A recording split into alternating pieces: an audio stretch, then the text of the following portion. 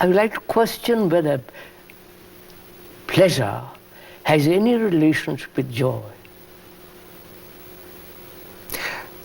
It would, well, not in itself, I take it you mean. Or even beyond the word. Is there a line or a continuity of pleasure to joy? Is there a connecting link? Because what is pleasure? I take pleasure in eating. I take pleasure in walking. I take pleasure in accumulating money. I take pleasure in, I don't know, dozen things. Sex, hurting people, sadistic instincts, violent. They're all forms of a pleasure. I enjoy, I won't use the word enjoy. I take pleasure in. Mm-hmm. And pursue that pleasure.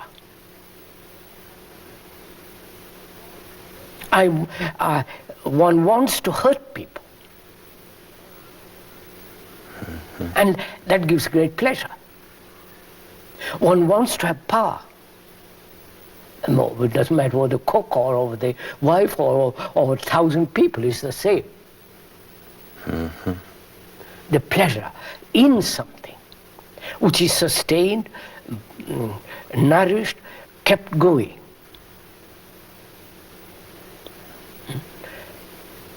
And this pleasure, when it is thwarted, becomes violent.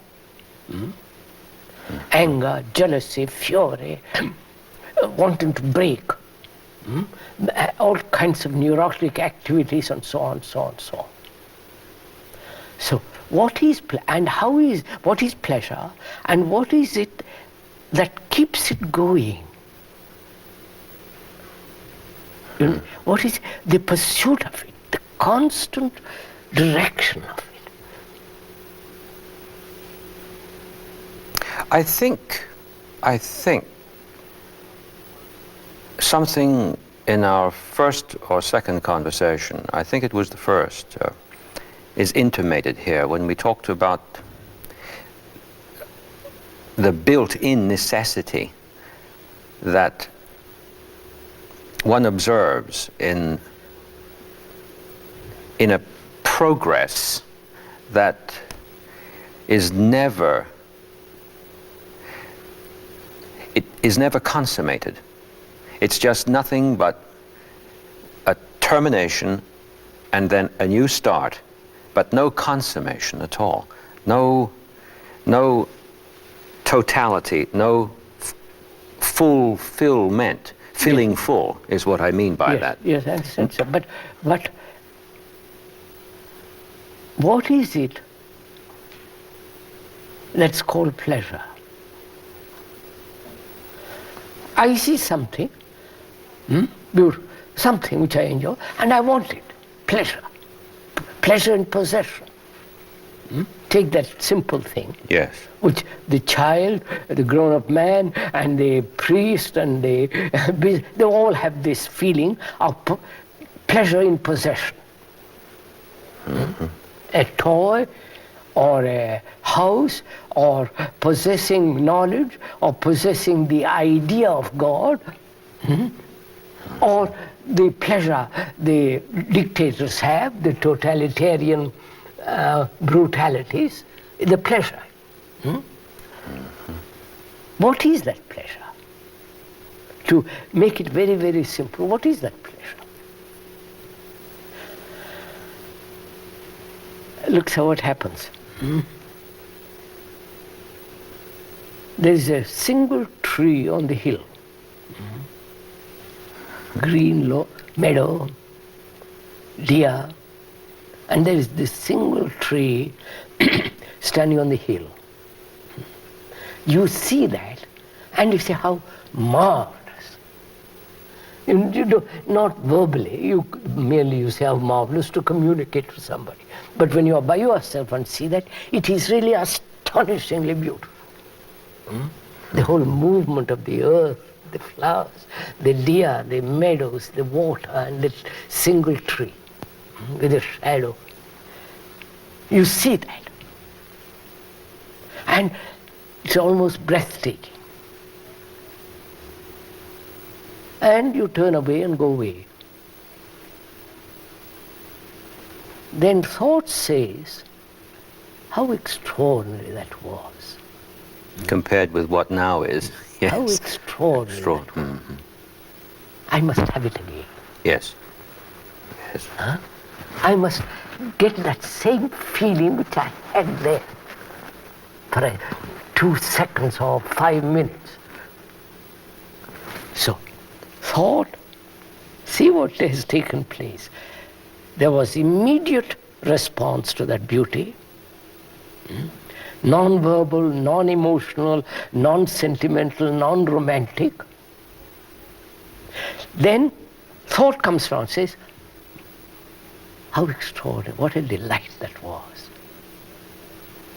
And then the memory of it and the repetition, the demand, the desire for the repetition.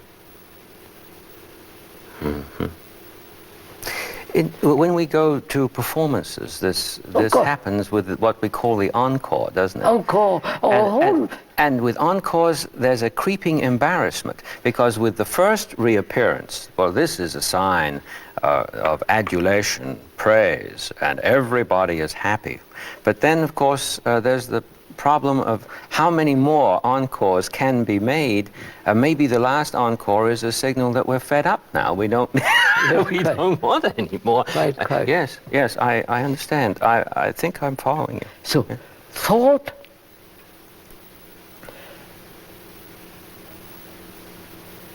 gives nourishment, sustains it, and gives it a direction to pleasure. Mm-hmm. There was no pleasure at the moment of perception of the tree, the hill, the shadows, the deer, the water, the meadow. The whole thing was astonishing. That was real, non-verbal, non-romantic and so on, perception. Mm-hmm. It has nothing to do with me or you, it was there. Then thought comes around and says, memory of it, the continuing that memory tomorrow, and the demand for that, and the pursuit of that. And when I come back to it tomorrow, it's not the same. I feel a little bit shocked, a little bit, I said, that's it. I was inspired, now I must find means of getting again inspired. Therefore I take a drink, women, this or that. You follow the... Oh, yes. Do you think in the history of culture, the establishment of festivals would be related to what you're saying? Of course. It's the whole thing, sir. We live for... Well, in English, we have this saying, to live it up. The rest of the time we're living it down. Down, yes. But there are... Mardi Gras, the whole... Yes, right. The whole business of it. So there it is. I see that. See what happens, sir? Pleasure is sustained by thought. Mm-hmm. Sexual pleasure. The image, the thinking over it, all that, and the repetition of it, and the pleasure of it, and go on, keep on, routine. Now, what a relationship, what is the place of pleasure or relationship to the delight of the moment? Not even a delight, it's something inexpressible. So is there any relationship between pleasure and enjoyment? Enjoyment becomes pleasure when thought says, I have enjoyed it, I must have more of it. Mm-hmm. it's actually a falling out of joy. Yeah, that's it. You see, sir? So pleasure has no relationship to ecstasy, to delight, to enjoyment, or to joy and happiness. Because pleasure is the movement of thought in a indirection. It doesn't matter what direction, but in a direction. The others have no direction. Mm-hmm. Pleasure and enjoyment, you enjoy. Joy is something you cannot invite. Happiness you cannot invite. It happens and you don't know if you're happy at that moment. It's only the next moment you say, how marvelous that was. So, see what takes place. Can the mind, the brain, register the beauty of that hill and the tree and the water and the meadows and end it? Mm-hmm. Not say, I want it again.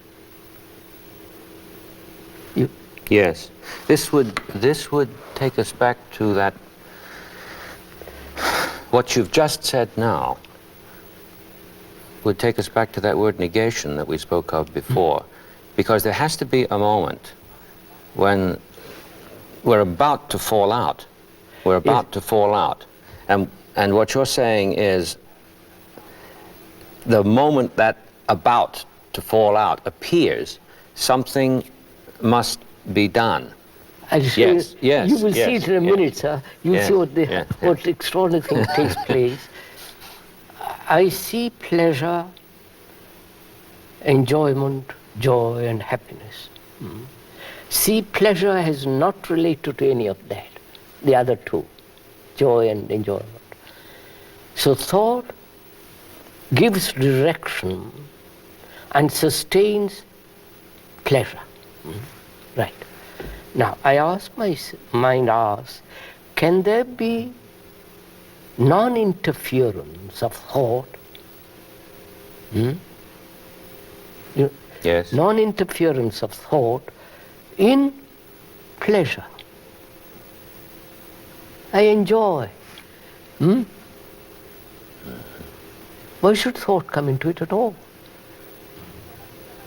There's no reason at all. But it does. It does. It does. It does. Therefore, now the question arises, how is the mind, the brain, to stop thought entering into that enjoyment? Yes.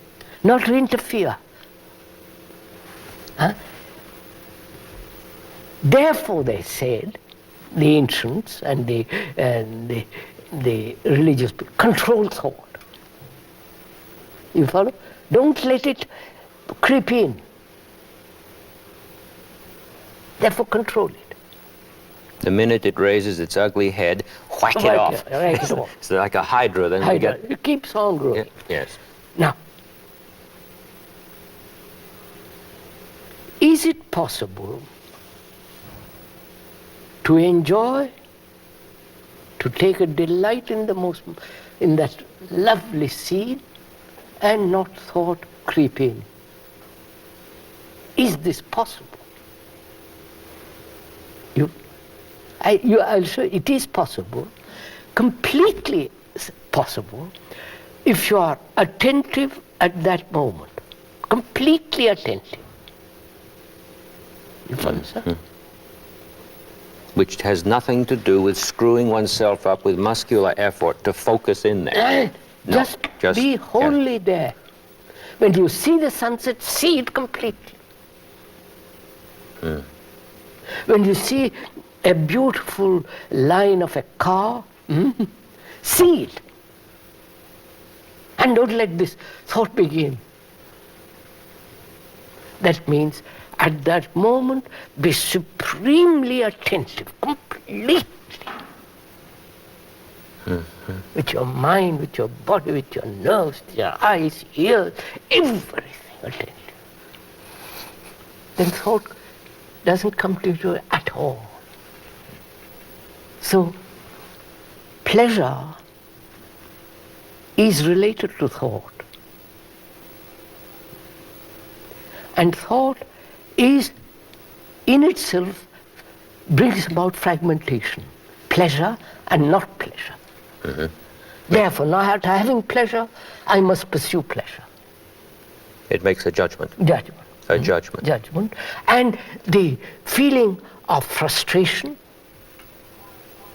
anger, violence, you follow, all that come into when there's the denial of pleasure. Mm-hmm. Which is what the religious people have done. They are very violent people. Because they have said no pleasure.